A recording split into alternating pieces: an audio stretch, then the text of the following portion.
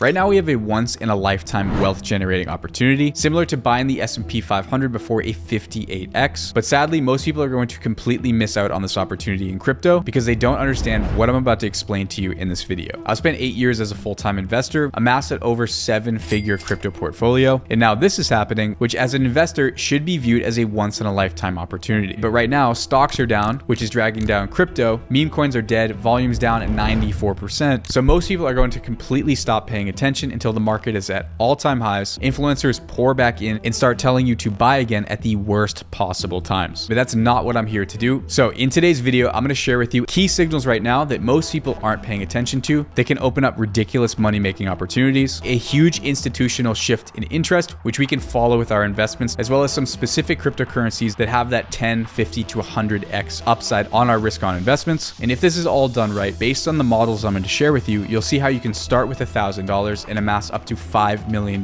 portfolio size. And I promise you, this is not clickbait. And if you stay to the end, you're going to completely understand how. Okay, but not before smashing the like button on this video, sending and sharing this with a friend you want to get rich with. Also subscribing to the channel so you can also partake in the other videos in this series and anything we talk about moving forward. So I think in order for us to see the opportunity at hand, I think it's important to have perspective. So what I have right here is the S&P 500 index. Okay, so if we go back to the area around inception, if we were looking at the S&P 500 back in 1962, we'd probably be looking at this chart and asking ourselves whether this is a completely overvalued stock market. Okay, and I'm sure there was a lot of people thinking that it was overvalued at this point. But say we were to enter here, watch what happens. This is where we are today. So if we were to look at this as an accumulated position over time, you would have effectively 114x'd your money. But the interesting part is that if we look at this from a logarithmic perspective, which is a way of visualizing big data sets, this is exactly what that same exact position looks like. It doesn't look so weird anymore. So now I'm going to look at a monthly chart of Bitcoin. This is where we are in the growth chart. This is where a lot of people, a lot of news headlines say that Bitcoin is in a bubble or overvalued, whereas money is about to be completely digital and programmable the way that the internet developed from the 60s to where we are now. This is the opportunity that we have right now with cryptocurrency, if not a potentially bigger opportunity, because if we take this same exact chart, turn this to a logarithmic view like we did last time, once again, it starts to look extremely normal. And if we look at how Bitcoin tends to move, during its low periods, it tends to move inside this green band. And during its high periods, it tends to trade into this red section. Right now, if we look at where we are in Bitcoin, we just barely teetered into that red section. And never in history before has a 4-year cryptocurrency cycle ended not trading into that red band. And also without touching this red price, which is something called terminal value. Okay, so you'll notice terminal value has been hit every time we've had a cycle high in Bitcoin. And based on average Bitcoin cycle length, it takes about 532 days from the halving start to the all-time high, which would put us out till October of 2025. On this chart, in order to hit that end of cycle and at least come up to the terminal value, Bitcoin doing something like this doesn't look that hard to achieve. But as soon as we look at it from a regular perspective, this looks like a crazy, ridiculous move to the upside. And it's important to understand right now there's fear in the stock market about trade wars. So in a short-term view, the S&P 500 is starting to sell off right now. Okay, but something that a lot of people don't understand is that what really moves the markets is something called global liquidity. So you can think of global and national liquidity as how much money a country or the world is sort of injecting into its own system. Okay, so here in this purple line, we have the US Federal Reserve's balance sheet. So the US liquidity, the global liquidity, S&P 500, and the chart of Bitcoin. So you'll notice when we had the 2008 stock market sell-off where the stock market dropped around 54%, this is the exact time where the US started to massively inject liquidity into the market. So did the globe. And that's exactly what precursed this massive run up that the stock market started to take. If we look at the same thing from the pandemic, the stock market moves down about 34%. Injection of liquidity from the US as well as on a global level, which caused this run up in the stock market and this first initial push up in the value of Bitcoin. Okay, so with the trade wars and economic turmoil, one of two things happens. Either it works out and the markets immediately return bullish, or something catastrophic happens, in which case we get another massive injection of liquidity, which oftentimes can be precursed by a injection on the global level, which we're now seeing US is consistently dropping, global is now increasing. If we get any sort of change, and especially a big injection of US liquidity, this is going to send the stock market straight up, which residually can very easily send us on a parabolic run. Okay, so I hear a lot of people talking about whether the cycle is over or where we are with the cycle. The game plan I'm going to outline right now and the projects I'm going to talk about, it really doesn't matter either way because we understand that the markets move in cycles, and with the global liquidity, opportunity, which with either outcome, whether it's good or bad right now, is going to create an extremely bullish sentiment that we can take advantage of. Because either way, if this is the support level that Bitcoin wants to flip on and continue moving up, we'll have a plan for that. If Bitcoin wants to come down and test this key level at around 60 to 65,000, and then whatever it does past that, we'll also have a game plan to make generational wealth. It's about positioning ourselves to come out on top no matter what. And I'm going to outline these specific plans at the end of the video and also expand fully on it in video 3 of this series. Even just doing that will leave you with $3.2 million by 2055. And that's not including jumpstarting that process with these high potential cryptocurrencies that we're going to talk about right now. Okay, so I want to talk about a new market that institutional money is largely moving into, which I think could harbor some of these 10 to 100x investment opportunities, especially in the market conditions right now as prices continue to drop. So obviously, as of recently, we almost have full confirmation on a strategic Bitcoin reserve and a United States stockpile. Now, this could end up firing up and turning into a sort of accumulation war amongst large nations trying to acquire a programmable scarce asset. Okay, but excluding Bitcoin, there's one major actual adoption use case that we're starting to see come to fruition, and that's something called real world assets. So taking things from our world and putting them on the blockchain to increase efficiency and transparency. And right now we've seen massive investments from BlackRock already working on their own protocols and investing in infrastructure that could drive a ton of money into this industry. Most large firms are projecting that this industry could be a $30 trillion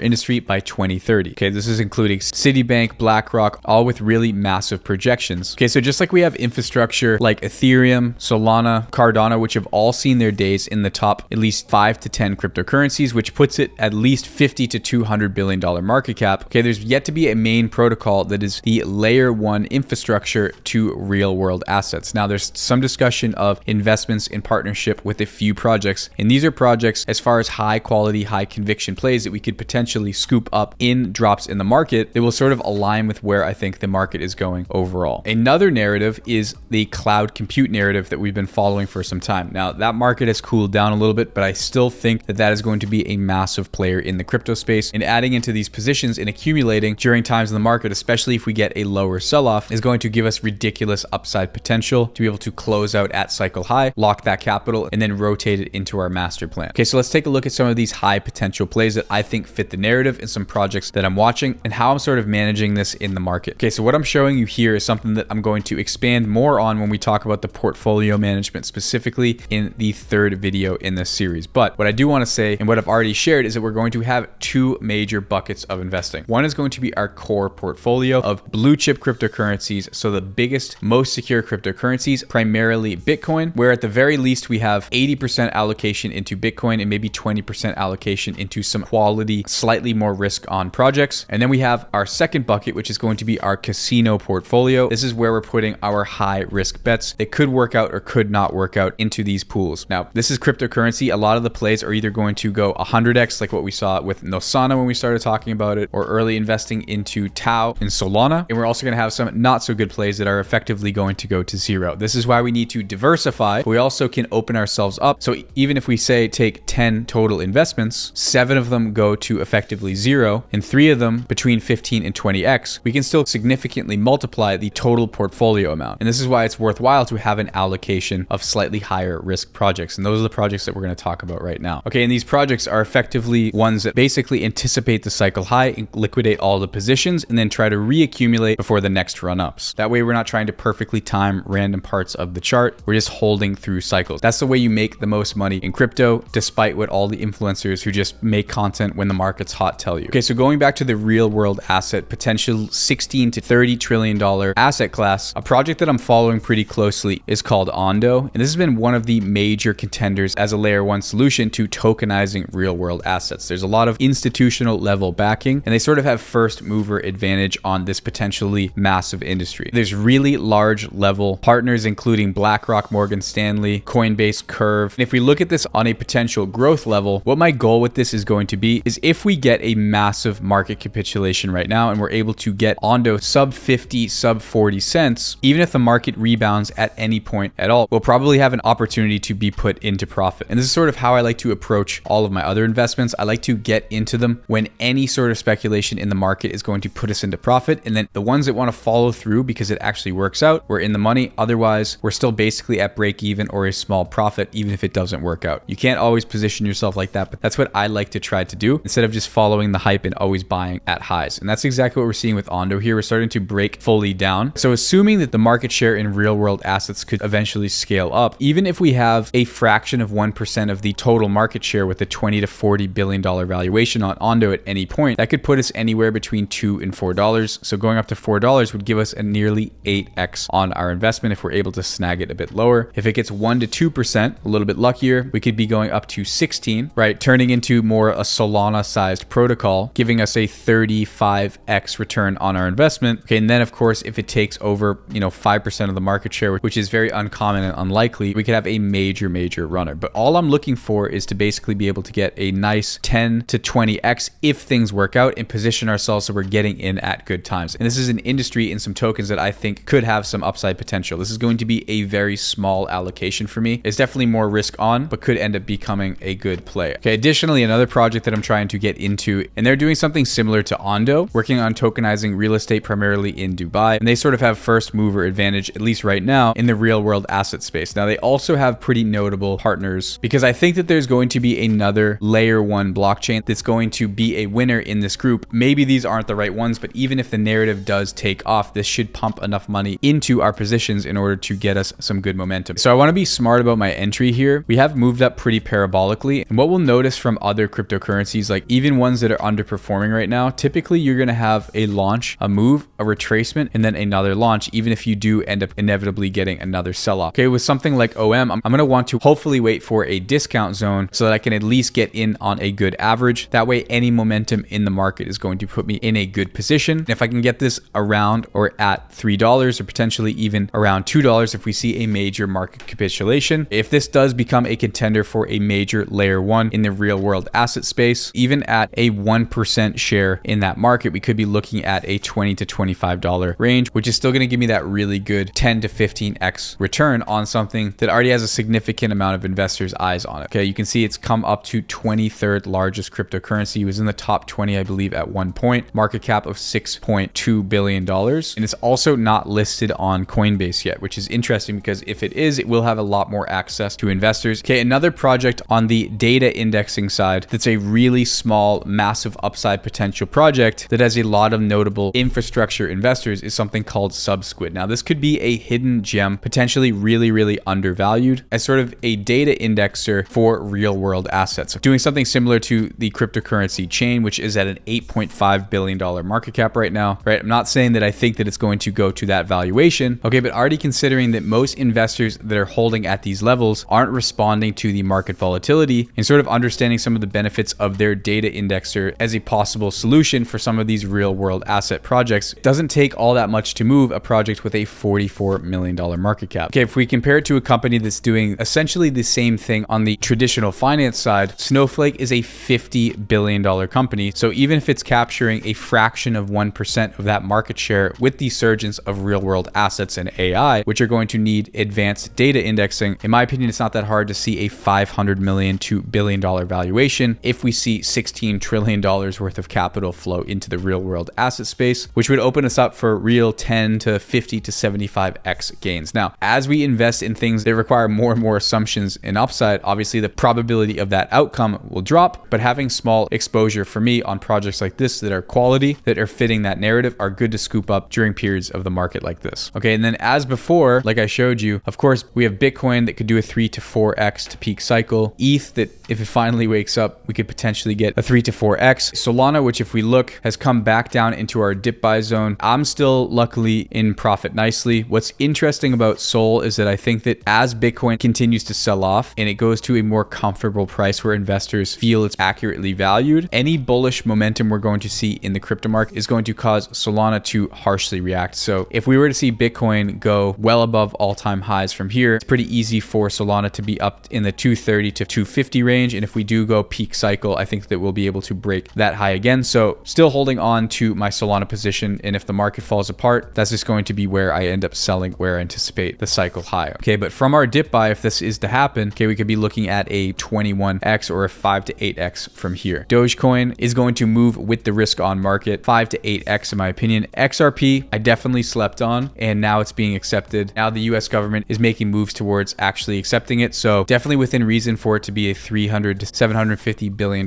project peak cycle, giving us a 2 to 5x. And then if we see Ondo work out and go to say $2 to $4 from our dip buy zone, would give us that nice 7 to 10x potential outcome. Okay, Tau I'm a little less bullish on just because of this chart pattern, but I still think that we could see a break of all-time highs if we see major momentum into the market. This isn't something that I'm buying more of at a dip, just for transparency's sake and also potential opportunity. This could potentially be a nice 5 to 10x play, especially if we do see the market continue to drop and we get a continuation of the cycle. And then Aerodrome, we almost broke back up over highs after our entry here. Now we're trading near the 50 cents level. Once again, this is going to be a play that if we start to see a re-emergence of the cycle, could potentially go to $3, $4, $5. It's going to give us that really nice 5 to 10x potential return. Additionally, I was able to snipe grass, and this is a call that I made in a recent video on grass here, which I think will make a nice move up and be able to get me a potential 6 to 7x, if not more. Starting to come down to entry, obviously, with the market starting to sell off. And this project sort of falls into the same category as IronNet Render. It's a data scraping plugin, which basically lets you earn rewards by sharing your unused internet bandwidth with the network. Now, I don't think this is going to pop off and end up getting big for its use case, but most of these cryptocurrencies won't actually ever come to fruition. But as there's money injected into the market, things like these tend to just move up. Okay, so getting a $1 to $2 billion valuation on grass is not out of the ballpark of possibility, putting us up around an 8 to 10x. And then IronNet, still in the same cloud compute play, is down substantially, down underneath our entry. Okay, but once again, just like a lot of these plays, if and when momentum starts going back into the markets, this can very easily go back up above all-time highs and get us at, from here,